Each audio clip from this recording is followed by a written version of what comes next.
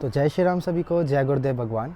आपका स्वागत है श्री हनुमान दरबार लाइव चैनल में, जो कि हमारे गुरुजी और बालाजी महाराज चला रहे हैं। तो काफ़ी लोगों का ये प्रश्न था कि बालाजी महाराज का हवन कैसे किया जाता है, क्या चीज़ें हैं जिनको ध्यान रखते हुए आपको हवन करना होता है, क्या प्रोसेस रहता है। तो आज की वीडियो में हम यही सारी चीज़ें क्लियर करेंगे, जिससे आपको बाबा की ज़्यादा से ज़्यादा कृपा प्राप्त हो, प्रोटेक्शन प्राप्त हो और आपकी सारी मनोकामनाएँ पूर्ण करे बाबा। तो गुरुजी का नाम लेके वीडियो को शुरू करते हैं। जय गुरुदेव भगवान। तो हमारे बालाजी का हवन का प्रोसेस ऐसे रहता है। सबसे पहले मैं आपको कुछ ज़रूरी चीज़ें बता देता हूँ जो कि आपके पास होनी चाहिए। तो सबसे पहली चीज़ आती है लौंग। दूसरी चीज़ आपकी आती है, आपके पास घी या तेल होना चाहिए। तीसरी चीज़ आपके पास होनी चाहिए जो कि होता है भोग। तो उसमें आप मिश्री भी रख सकते हैं, पान भी रख सकते हैं, चाहे तो आप लड्डू रख सकते हैं, कोई मिठाई रख सकते हैं, जो आपके भाव हो वो आप रख सकते हैं बाबा को भोग लगाने के लिए। ठीक है। चौथी चीज़ होती है आपका भाव, जो कि सबसे ज़्यादा ज़रूरी है। साफ और पवित्र भाव से, प्रेम भाव से आपको बाबा को याद करते हुए हवन करना होता है, जिसमें कि मैंने आपको ये ज़रूरी चीज़ें बता दी जो कि आपके पास होनी चाहिए। अब पांचवी और सबसे मेन चीज़ जो कि है कि हवन, काफ़ी लोग पूछते हैं कि भैया हवन जो हवन कुंड होता है उसमें हम क्या सिर्फ लकड़ी पर ही हवन कर सकते हैं या फिर हम किसी और चीज़ से भी कर सकते हैं, क्योंकि काफ़ी लोग हैं ऐसे जो पूछते हैं। तो मैं आपको बताना चाहूँगा कि हवन आप चाहें तो लकड़ियों पर भी कर सकते हैं हवन कुंड में। अदरवाइज़ जिनके पास हवन कुंड नहीं है या जो लकड़ियों पर हवन नहीं कर सकते, उतना सामर्थ्य नहीं है, तो वो उपलों पर भी हवन कर सकते हैं। ठीक है। उसका प्रोसेस मैं आपको बता देता हूँ। हवन करने के लिए सबसे पहली चीज़ आपके पास एक कसोरा होना चाहिए या तो छोटा हवन कुंड होना चाहिए। ठीक है। हवन कुंड के अंदर आपको, अगर आपके पास उपले हैं तो आपको वो उपले उसमें रखने होंगे। उपले रखने के बाद आपको सबसे पहली चीज़ जो होती है, जल लेना है थोड़ा सा, और हवन कुंड के चारों तरफ गुरु मंत्र अगर आपके पास है तो गुरु मंत्र का जाप करते हुए आपको चारों तरफ उसको एक घेरा बना देना है। और अगर आपके पास गुरु मंत्र नहीं है तो जो भी आप, जिनको भी अपना इष्ट मानते हैं, उनका भी मंत्र जाप करते हुए आप पूरे हवन कुंड के आसपास जल को जो है समर्पित कर दीजिए। ठीक है। तो सबसे पहली चीज़ ये हो गई। सेकंड चीज़ क्या होती है, जब आप लकड़ी या फिर उपले आप हवन कुंड में उसको स्थापित कर देते हैं, सबसे पहली चीज़ होती है कि आपको संकल्प लेना होता है कि आप ये हवन किस लिए कर रहे हैं।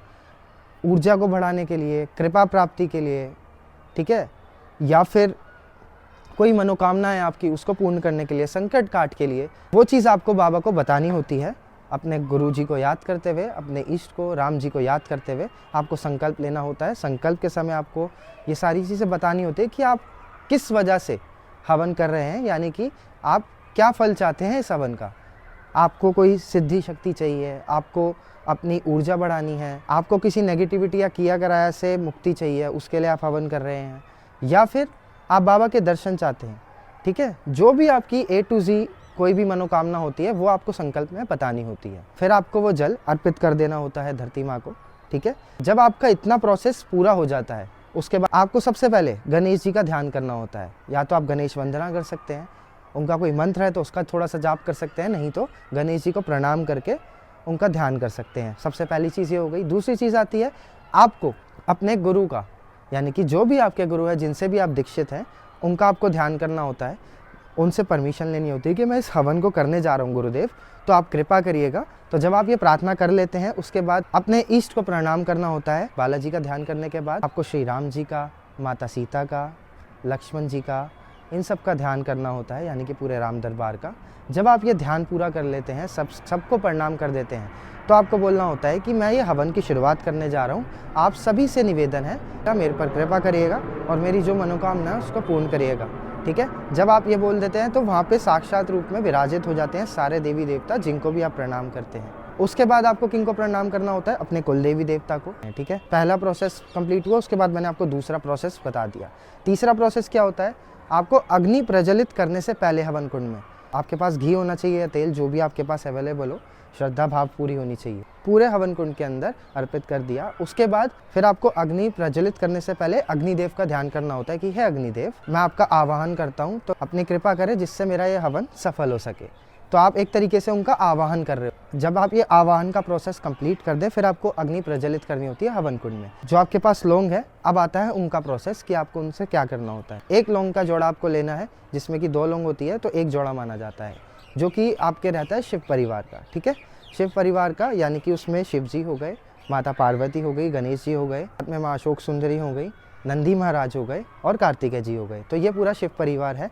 इनका आपको ध्यान करते हुए ओम नमः शिवाय ओम का मंत्र भी जाप कर सकते हैं आप चाहें तो।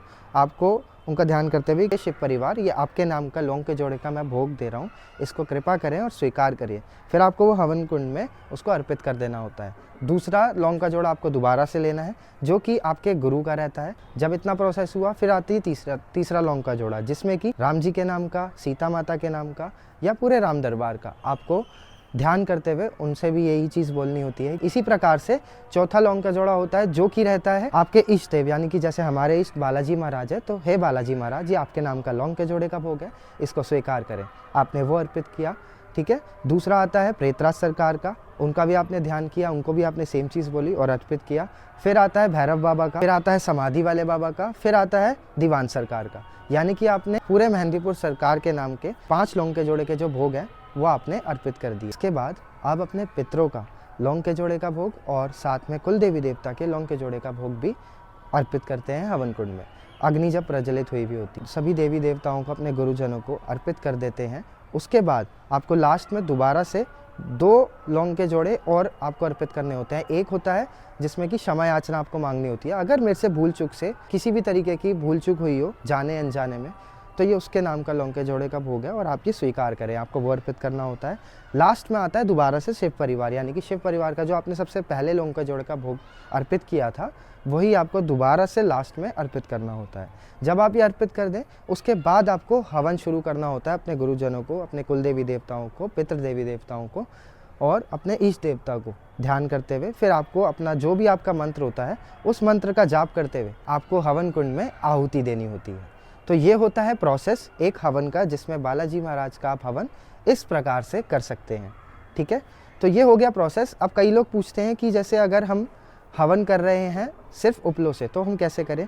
सेम ही प्रोसेस आपका रहेगा और बीच बीच में आपको तेल या घी यूज़ करते रहना है। तो जब आपका ये हवन पूरा कंप्लीट हो जाए, समापन कैसे करना होता है, समापन के लिए भी एक छोटा सा प्रोसेस है जो कि मैं आपको बता देता हूँ। सबसे पहले आपको धन्यवाद करना होता है सभी देवी देवताओं को, जिनको भी आपने भोग दिया था और जिनका भी आपने ध्यान किया है कि आपने मेरा ये हवन स्वीकार किया और सफल बनाया, इसके लिए बहुत बहुत धन्यवाद। अपने गुरु को ध्यान करें। इन सबको ध्यान करते हुए आपको शुक्रिया बोलना होता है कि आपने ये कृपा करी कि मैं सफलतापूर्वक बिना किसी रोक टोक के, बिना किसी गलती के ये हवन अच्छे से कंप्लीट कर पाया हूँ। अपनी कृपा हमेशा ऐसी ही बनाए रखना। ये हवन जब आपका पूरा हो जाता है तो आपको बोलना होता है। जब आपने ये बोल दिया, उसके बाद क्या करना होता है, उसके बाद सिंपल सी चीज़ है, थोड़ा सा आपको अपने पास जल रखना होता है। पहले थोड़ी देर आप ध्यान कर सकते हैं अपने इष्ट का, अपने गुरु का। जब आप ये ध्यान कर लें, उसके बाद आपको अग्निदेव को प्रणाम करना होता है। उसके बाद जो आपके पास थोड़ा सा जल रखा हुआ होता है, उस जल को थोड़ा सा आपको अपने आसन के नीचे 1 से 2 बूंद आप डाल सकते हैं, ठीक है। आपको छोड़ना होता है धरती माता पे और उसको अपने इस उंगली से आपको टच करते हुए 3 बार अपने माथे पर लगाना होता है, जिसमें आप बोल सकते हैं, चाहे तो आपके अगर गुरु है तो गुरु का नाम ले सकते हैं, नहीं तो 2 मंत्र होते हैं जो कि आप जाप कर सकते हैं। 3 बार आपको माथे से लगाते हुए उस जल को, ठीक है। वो क्या होता है, ओम इंद्राय नमः, ओम शंकराय नमः। इस मंत्र का जाप करते हुए भी आप 3 बार आपको माथे से लगाना होता है। इससे क्या होता है, कभी भी आपका कोई भी फल आपका चोरी नहीं होता, ठीक है। तो ये आपका पूरा हवन का प्रोसेस है, जो कि हमने बाबा के आदेश से, गुरुजी के आदेश से आपको बताया है। आशा करते हैं कि आपको पूरा प्रोसेस समझ आया होगा। अगर आपको कहीं भी डाउट हो या कोई भी क्वेश्चन हो तो आप कमेंट में बता सकते हैं। हमारे चैनल को ज़्यादा से ज़्यादा शेयर कीजिए, लाइक कीजिए वीडियो और सब्सक्राइब करिए, ताकि बालाजी की कृपा सभी भक्तों तक पहुँच सके और सभी को प्राप्त हो। तो मिलते हैं ऐसी ही एक नई वीडियो में बहुत जल्द आपके साथ। तब तक के लिए जय श्री राम, जय गुरुदेव भगवान।